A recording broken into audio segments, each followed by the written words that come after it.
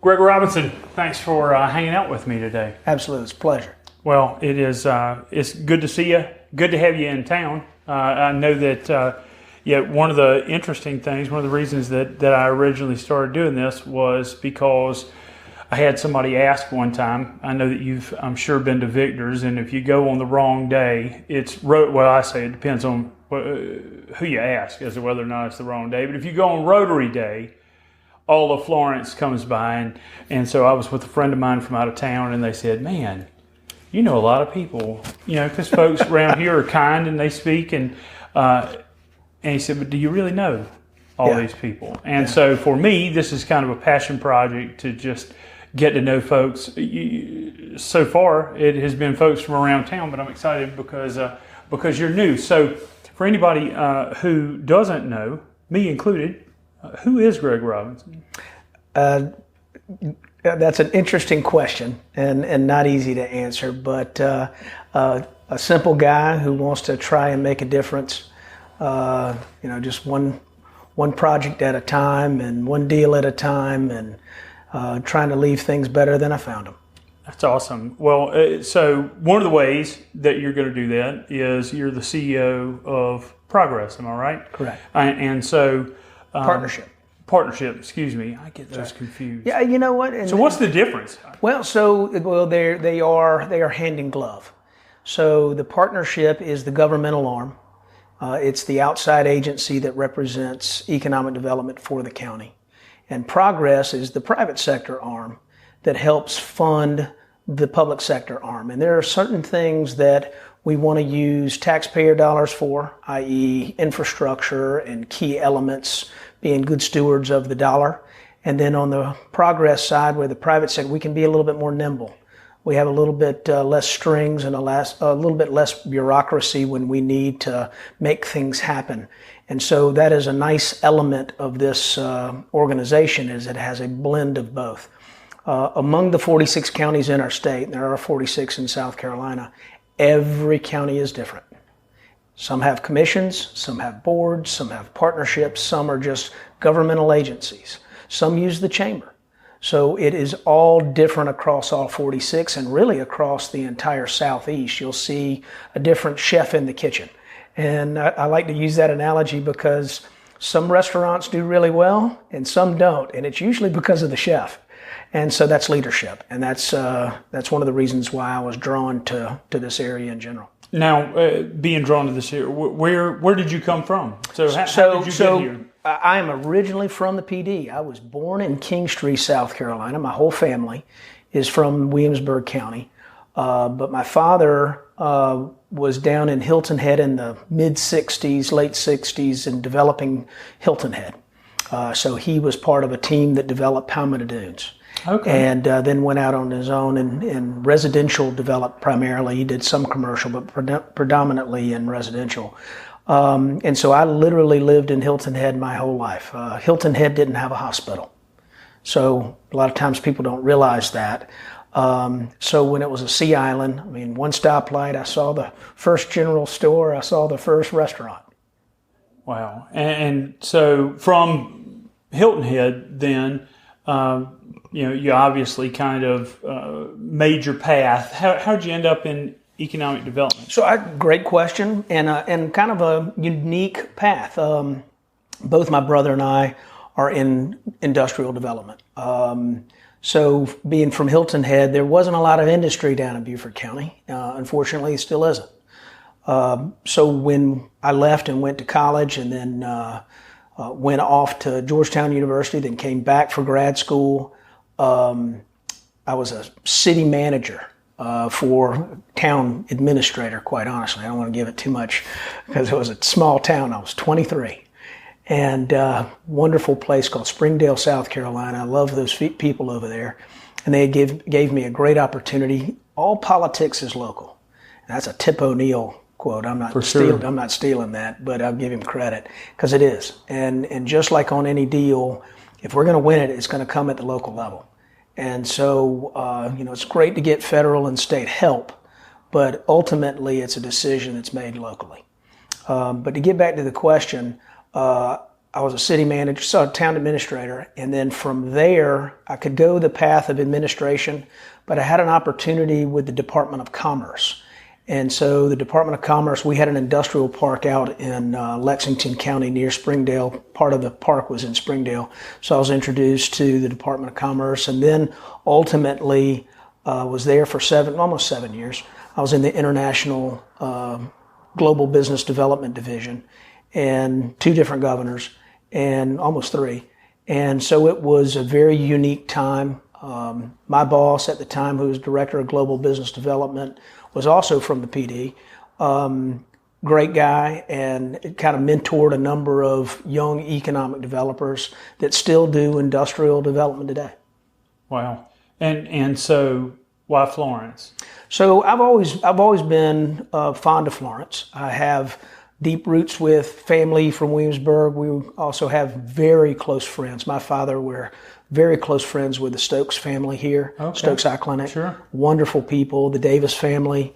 Again, that medical draw, right? I mean, you get such quality people being a healthcare hub. Absolutely. And so I literally grew up coming to Florence, holidays or events or different things. I have a number of dear buddies that are from this area that I met in college, and Joe and I were colleagues and friendly competitors, but at the same time could pick up the phone and kind of compare notes and be honest and genuine with one another. He had an unbelievable, kind of history here in Florence and what they've done. And I left commerce and went to Orangeburg County in 2005. We had 4 industrial parks, and when I left on the 11th, we had 11. So wow. I like growing product. They owned or controlled a little over 3,000 acres. And so what my goal would be is to try and grow our foundation of industrial parks. We've done a great job in building some. We got to get those to a level where we can go vertical. And it's all about speed to market. Well, it's interesting because you mentioned Joe, and I feel like I would have to hope maybe that some of the success that they had would be part of the draw, because again, I feel like your team has been successful up until this point. Always room for improvement. I'm interested, when you say go vertical, what do you mean? Vertical is just vertical construction. So like right now we're in the process, and I got to commend County Council. And this is another reason why I was attracted to Florence, is the pro-business nature. They passed a $22 million industrial development bond to get to that next level. You can't do it without money. Amen. And so with that being said, they acquired 2 real key pieces of property, right? We need to do more. So the idea is to take those 2, very similar to what PD Commerce Center was. Sure. Now it's going to be PD Commerce Center East and West, and what the utility is doing. Of course, work with those utilities just like we work with ourselves. We represent County Council on all the fee and lieu transactions and all the tax incentives. Everything must go through County Council. So if they are to receive any kind of incentive, now they can come without an incentive, but sure. Very rarely do you do that. Yeah, it'd be nice. It would be nice if they didn't. They just came. It'd be nice. Yeah. Well, it's exciting to know that you're going to have East and West, and let's not forget about the South. I mean, we're looking at Pamplico, we're looking at Lake City, we're looking at Johnsonville. So from East to West, North to South, the idea is to have a industrial answer, a commerce answer, so that people don't have to travel for a job. The point is, let's build it in these networks. Let's go after things that work. If Nanya Plastics can be on the border of Williamsburg and Florence, you can place another Nanya Plastics. For sure. So we have to target those that are successful. If we are capable of delivering wood-related, timber-oriented projects in the South, we should be able to knock on the doors and go after some wood-related timber projects as what I call low-hanging fruit. Sure. It's all about creating the infrastructure. It's all about getting the water, the sewer, the gas, the electricity, but the most important one in the last decade has been broadband. And so we got to get the telecom, we have to get the Wi-Fi, because if we don't have it, the site's pretty much irrelevant. Sure. And so we have to make all these sites relevant. If it doesn't have wastewater, if there's no way of getting wastewater, well, don't knock on the door of a process, right? You got to go after dry goods, warehousing, distribution, where it's just domestic. So you can get by with some elements where they're not there, but you got to target those elements. And that's what we'll do in the South, because we have limited resources. Now, the city of Florence, we're very fortunate. I have been exceedingly pleased with the utility department, the water and sewer, the delivery. It's the reason why you have the Pepsi plant, the water plant, sure. and some of those key elements, because we have quality infrastructure that's here. And so for those projects that require 500,000 or 1 million gallons a day, and we're seeing more and more of those, put your head around that. A pool is about 10,000 gallons, so it's a lot of pools in one day. So it's having the ability to deliver that infrastructure is only a handful of locations in the entire state. Well, we're definitely, it sounds like, lucky in that regard. Yes. And I'm with you, both city and county council. Any experience I've had with them, they've been really good to work with. I would like to specifically advocate for Pamplico. That's where I'm from. I'm a Red Raider. Well, I was getting ready to ask you. So where do you hail from? Anything you can do in Pamplico makes me happy. And I just spoke to the school district. Was down there, and Roger Poston got me down. I like him. He's sharp. And we're evaluating right now what can we do to, again, create an industrial opportunity down there. What can we do to kind of market that area, because we've got to grow it. They've lost a little bit of, this last census, which we can go into, kind of challenge some of those census numbers. I mean, it came at the worst time. Yeah. Absolute worst time. And I think that we had areas across the state that saw dips, and there's no way they're dipping. Here, for example, you can't have that many new housing starts, and you can't have that many new building permits and have a declining census. Right. It's just, it's counterintuitive. Math doesn't work. It's counterintuitive. It really is. It just doesn't make sense. So with the different parks, I'm curious, one of the things, and I don't know that I'll use the correct terminology, but one of the things that I had somebody in industry talk to me about one time is what I'll call kind of hubs. Yeah. So if you like you said, if you have a Nanya Plastics somewhere, whether it is supporting businesses or other similar businesses, is that kind of the philosophy that you'd use to try to fill up the parks? There is no doubt that industry cluster. And they cluster because of raw materials and finished goods, and also because of electricity or wherever it makes sense. We kind of chuckle when you get Home Depot, you get Lowe's, or you get one grocery store, you get the other grocery Walgreens store. and CVS. Perfect example. So it's traffic patterns in their particular case, right? McDonald's, Burger King, they all follow each other. It's these paths that you have to. And so if I were to kind of simplify the process, I would simplify it in logistics, workforce, because again, those are critical things that are constant. And then the last one's utilities. So those are constant costs to a company. So if you have excellent logistics, all right, so you're knocking down that raw material coming in, finished good going out. If you have the workforce that is a certain skill set, and you know that it's plentiful and you have access to it, that is a variable that changes as far as wage, but the density of it does not. And then the third one on utilities is, are they reliable and are they redundant? And do you have capacity?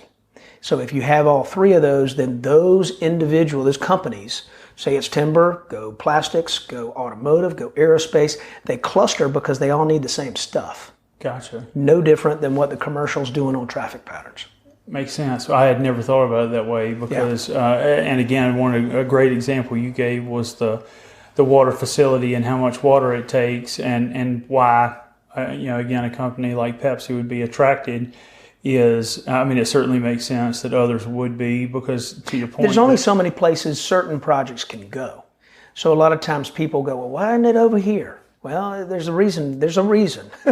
Sure. So, and why is a company, in a remote area, but we can't get? It's because of the raw materials. It could be the availability of the pine belt. It could be, for example, in my last job, we recruited a peanut shelling operation, and it had a lot to do with the peanut availability, For right? sure. So that logistics issue trumped a lot of the other issues.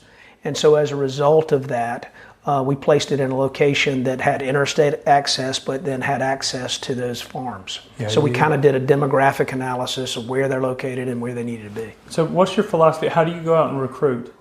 So again, it depends on what cluster you're trying to target. Not every area is the same. So I tell people, I'd love to be able to go after the worldwide headquarters of Google. I mean, that's not realistic for South Carolina, Sure. right? So where we have had success is where you knock on the door. That's fundamental. That's that low-hanging fruit. But then because of our emerging market, what we are doing downtown, what we have been able to accomplish in the last decade has kind of elevated our opportunities. So now we can start targeting a little bit more sophisticated process. So we can go after regional headquarters. We can go after the manufacturing from a regional perspective where they can place their executives here. So those are a little bit different than just going after your warehousing, your logistics, and your simple pick and pack. We need those too. Sure. But now we have the ability as a market center to draw on something that's a little bit higher quality. And so targeting automotive, targeting aerospace, because I feel they will eventually come back, and when they come back out of COVID, it's going to be phenomenal because we will travel again. Yeah. It's just delayed. We're seeing disruptions on this EV, these electric vehicles. For sure. And that is not changing. So we need to target any and everything that we can get our hands on that way. Now plastics going after we had DuPont. So there are reasons why. So we can target plastics. But one of the things that I'm going to really concentrate on is medical devices and other medical applications. Number one, we're a medical hub, and we have the lifestyle that can handle that level of professional. But it's also because of our location along I-95 and I-20. When you can go to mid-Texas on I-20 and never stop, right, and you can go all the way to New York and Miami, that's a pretty unique thing. So I want to brand. We don't know what the brand is, but Sure. we've got to brand Florence and that's part of that marketing. So if you break it in again, logistics, you go with labor, you go with the prospects, how you generate it, but how do you brand yourself? And how does the chamber brand with the economic development? How does the hospital brand with economic development? When you kind of look at a decision matrix, whether you make it as moving into a neighborhood or a CEO's making it to go into an area, everybody goes through their little checklist. For sure. For a residential area, it may be school districts. For a CEO, it's about raw materials or proximity to their supplier, right? Right. Or workforce. It could definitely workforce, especially in this market. So those are all things that kind of go into this matrix of decision. Heck, it could be that they're getting close to the beach house. I mean, you never know what drives someone. Sometimes I had a project one time, and after about 15 visits, we come to find out the CEO's wife was from South Carolina, and it was being driven by. I guarantee you. Yeah, by the Mama spouse. ain't happy. Anybody happy? So I was like, man, I had this thing and didn't even realize it. So those are little things that kind of fun in the cycle of sales. I got to think. You talk about after so many visits, finding out that the wife was from South Carolina. I got to imagine a lot of what you do is a relationship business. It is not a simple sales it's a 9-month to a year sales cycle. It is a lot of diligence. Now, can it be advanced? Yes. If, for example, Honda tells its supplier they want them within 10 miles, that's easy. That's a fast sales cycle. But if they truly can be within 150 miles of Boeing or Honda Aviation up in Greensboro, or just name any kind of major OEM, be within a half a day, Right. Then it opens it up, and that's where they do deep dives. And just like, for example, since I've been here, we've had consultants that are trying to learn more. They want to come down, they want to touch, feel, see before they even bring their client. What do you think might be the biggest draw in terms of, you mentioned we have the kind of lifestyle. That is the kind of I think the lifestyle is the kind of the icing on the cake. The cake foundation, making the cake is, can you deliver the utilities? Do you have the workforce? Do you have the site? Do you control the site? Is the site available to go vertical within a reasonable time frame? If you do not say yes out of the gate, you're not even making a second visit. Gotcha. Yeah, well, I can see that, because I would have to think these folks, by the time they get to you, it's been 9 months or a year or forever for them to be thinking about it. By the time they get to you, they were on the 20-yard line, even though you're just getting started. And well said. We kind of chart it from when we have prospects that it's either a lead or a suspect. And that's someone that we're talking to, someone that you've met at a conference or at a trade show, or it could be that they've just called in, just kind of getting information. That just becomes a suspect. When they become a prospect is when they start spending money to come visit. Right. Boots on the ground. For sure. And so that means that if they're going to come and put themselves up in a hotel and look around and get some deeper dive, want to meet with folks like you and others, that's different. That kind of elevates that site search. And so that's part of that. Yeah, I can see that. It's a lot like that in our business. We've had the good fortune to expand outside of Florence and to be able to do some recruiting. And a big part of that, understanding the level of commitment of the other person, is having them do a home office visit to come here. And you can certainly feel a lot better. Again, nothing's ever certain, but number one, you feel good if you live in Florence to be able to bring them down here, in downtown, and be able to take them out to dinner or have them stay at Hotel Florence. Or, I feel like we've created a good environment.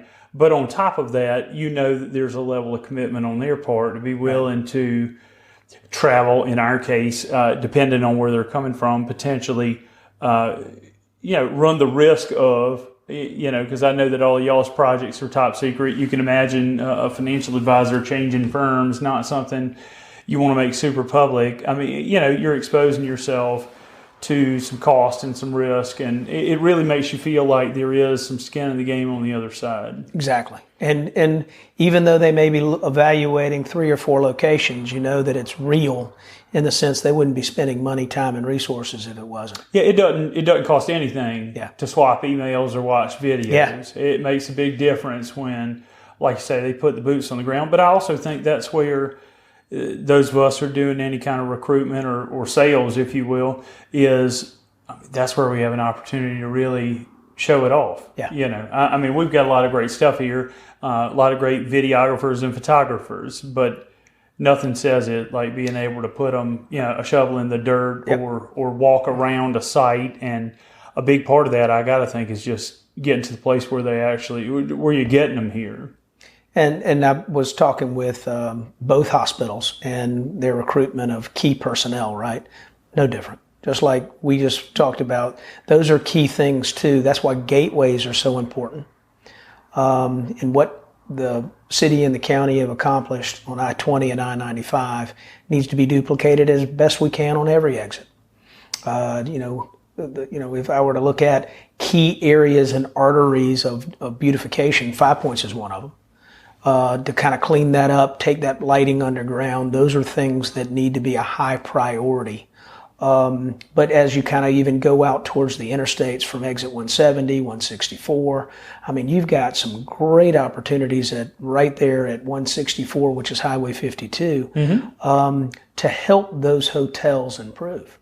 There's no reason we can't create a policy or kind of an incentive that offers them an opportunity to clean those hotels up and make them better. Sure. Well, and again, it's interesting. Of course, this is what you do for a living, so one would expect But I hadn't really to some extent, because I live toward the exit of 95 and 76. I don't remember what the 157. Yep. And so I live over in that direction, and you often think now Bruce and Lee is doing some work out there with I think it's a soccer complex and some things like that. But you have to. It's hard not to think that there's a lot more opportunity, even though I admit to the fact that I never necessarily thought of it being maybe quite as extensive. You've got a bigger vision than I do for that, because I tell everyone that we talk to, when you go home, look at it again as if the first time you've ever seen your neighborhood. That it could be a lazy boy sitting on the corner of the road that somebody dumped off. You can get it. You can fix it. You can call and get it picked up. If there's a crooked street sign, call on it. These are tiny things. Everyone can make a difference in this process of making their neighborhood better. We just get kind of numb to it, right? Mm-hmm. For sure. But there's no reason that we can't. Every individual has the ability to improve it a little bit. Yeah. And if we do that, then the attention that comes in off of that, let me tell you, the prospects notice it big time. And I will say this, I'm a big believer, if I've got to show a piece of property at 8 o'clock, I'm driving it at 7. Yeah. Yeah. I'm not going to go out there and see it for the first time with them. Right. And because you never know. I mean, God forbid an animal get hit. Sure. That's bad mojo. Yeah, yeah. And I've had that happen, by the way. That's kind of that's how you learn that. That's how you learn that one right there. You got to call animal control real quick. Yeah, well, or throw them in the back of your pickup truck. I mean, it depends on the size or call of the prospect. Or call a buddy. Yeah, exactly. But, well, and again, I think it's interesting, again, just listening to you and thinking about kind of that stretch of 95 that we're talking about. And even again, coming into Florence County, having the signs not crooked. Right. I mean, there's all kinds of little tiny details. Yeah, well, I'm just thinking about, so I take 95 and go down towards Charleston, or you may switch over, I guess, at some point to 26. But you think about all of the different, because when I think of the mall area, the intersection in 95 and 20, and how busy that is, but when I think back to some of these other places, it's not a mall, but every stop along the interstate is grown up over a period of time, and so it's a destination, no question. I would think that gives us a lot of opportunity, because I would think that a lot of the places that we're talking about are either undeveloped or underdeveloped. Yeah, and again, it goes with infrastructure. So when you're driving next time down 95 to 26 and you see these key exits, if there's nothing there, it's because they don't have water and sewer. Gotcha. And they may end up having a small little gas station or something that's a well and septic, but that's been there a long time. It's not new. Yeah, and I don't stop. Yeah. It's one of those things that if you're trying to get people, you kind of pay attention, right? And if you know if you've ever stopped and there was a bad experience, or it's not taken care of, or if you just notice there aren't very many things there, you kind of figure that what is there isn't necessarily going to be the quality that you want. It's usually you got a loose tire or something, flat tire or something going on, right? It'd have to be bad, you know. And I use I've mentioned this to others too. I've said if you're traveling, meaning just you and your own business, I can sleep anywhere for a night and move on. Got the family.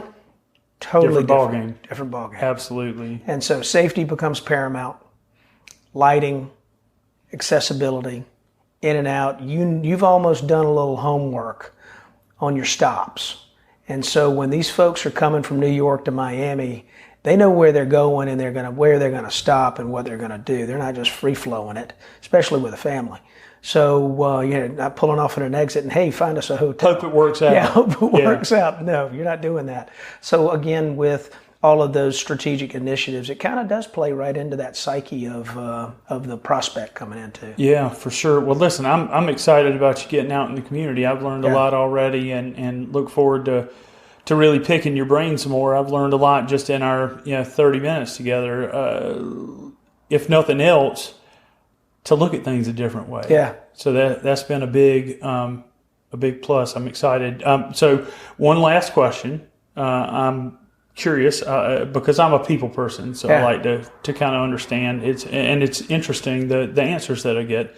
So if Gregg could pick one fictional character, it could be a superhero, it could be a comic book, a movie. If you could pick one fictional character that you think best represents you, who would it be and why?